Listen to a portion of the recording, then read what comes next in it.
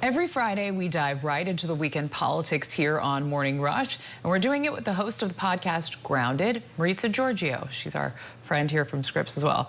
This week, Maritza joins us from Missoula, Montana. Okay, Maritza, the president is headed to Texas right now to tour the damage that was left behind from this flood event over the 4th of July weekend. We've seen all these devastating images. Is the federal government doing enough for the people of Texas as these questions swirl around about whether enough was done before the storm started? Well, great to be with you, Liz. As always, I think the White House is certainly just going to be playing defense here on this trip because there are so many critics asking, about the response, whether it's talking about preparedness or now recovery efforts, and really asking the question,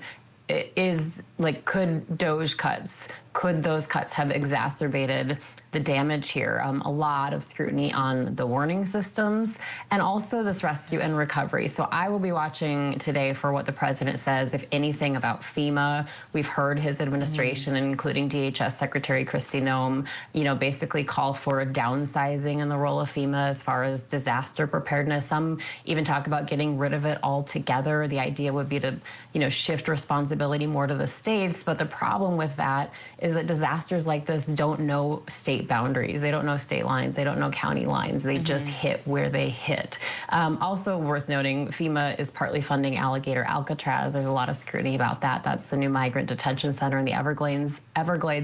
And then there were new rules put into place for actually placing these FEMA crews. They weren't actually even given the okay to deploy until 3 days after the flooding started. CNN reported that. So Democrats on Capitol Hill are calling for hearings on this. We'll see what happens, but I'll be watching for what the president and Secretary Noem say today. Yeah, as you've mentioned, the president has said repeatedly that he wants to get rid of this federal agency, but in moments like this, we see how it does help coordinate kind of these broader efforts when there is a disaster that strikes. I know you and I have been talking about tariffs for months now, it seems, and President Trump has now threatened new tariffs, 50% tariffs on Brazil, but Brazil's president says his country can survive without trade to the United States, but this really isn't about the American economy. It's about Brazil's prosecution of the country's former president, Bolsonaro, who was close with Trump. Do you think that this will stand up to Trump? Excuse me, do you think that this will work for Brazil to stand up to Trump? Well, we will see. I mean, the president basically has threatened, he sent all of these letters, dozens of letters to all these countries laying out these new tariff rates this week. And in those letters, he threatened, to raise those even higher if those countries impose retaliatory tariffs. So if Brazil retaliates and adds their tariff on us, well, that will go on top of this 50%.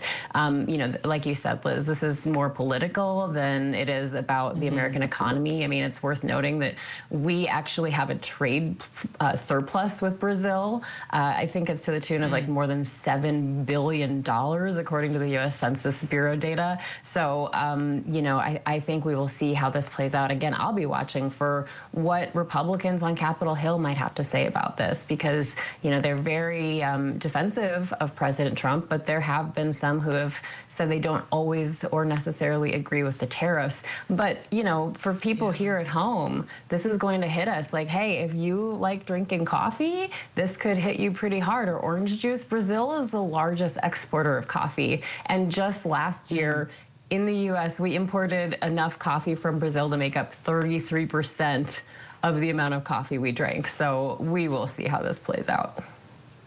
Yeah, I think Americans are addicted to coffee. You're holding up your mug. I've got mine over here. Yes, people will feel the impact of that, I think. The courts have halted the Trump administration's push to end birthright citizenship. This is a direct challenge to the Supreme Court's ruling last month that limited the scope of the lower court's ruling. I know this is a lot to follow here, but do we think that this is all headed back to the Supreme Court again? Oh, without a doubt. I mean, the judge who made this ruling, he stayed the order for a week to give the government a time to appeal. But we may not see this go to the Supreme Court until next year. Really, at issue here is the Supreme Court didn't really settle the question of the constitutionality of this executive order. It just was about judges' authorities. Important to note also that birthright citizenship is enshrined in our United States Constitution in the 14th Amendment. It says that anyone born here in the U.S. is an American citizen. So the Supreme Court kind of sidestepped this one as far as deciding on its constitutionality, but I think there's just no doubt that we will see this go back to the Supreme Court.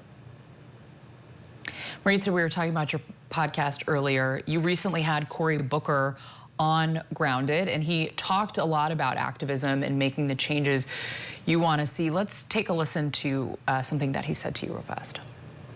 Most Americans don't agree with this president. The problem is most Americans aren't doing enough. We all need to do more. And when people started challenging me in January, February, and March and said, you're not doing enough, and I would try to make excuses like, oh, we're not in the majority. They were like, are you an American or American't? Like, stop making excuses. If you want us to do more, you should do more. And so we said, you know what? They're right. We've got to figure out new ways to break through and to get more people energized, ignited, excited about the fact that they too can make a difference. After speaking to Senator Booker, do you think he's going to run for president again?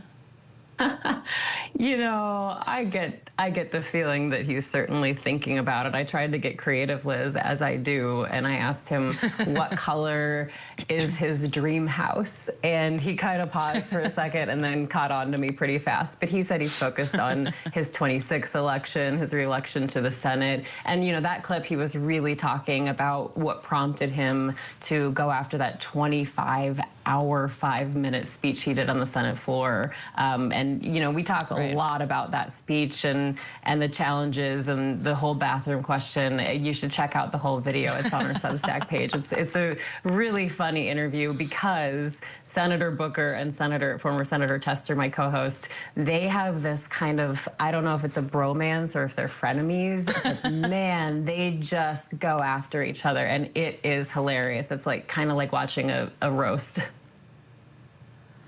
Yeah, I think that the dynamic that former Senator Tester brings to your podcast is one I love listening and watching you guys too, because you kind of get to sort of be the middle woman there and try to keep things on the rails sometimes when conversations go off the rails, candidly. Yeah, I'm a referee for sure, and on this one I was definitely the referee. Speaking of what is next for the podcast Grounded next week?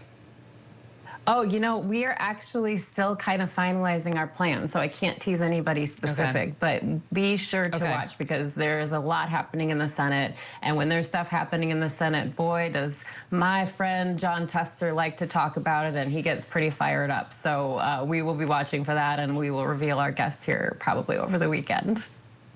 Yeah, and we had a report earlier from our colleague Nate, who covers the Hill, talking about that rescissions package, which is some really wonky DC terminology, but I'm sure you guys will break it down to be something digestible for your audience next week.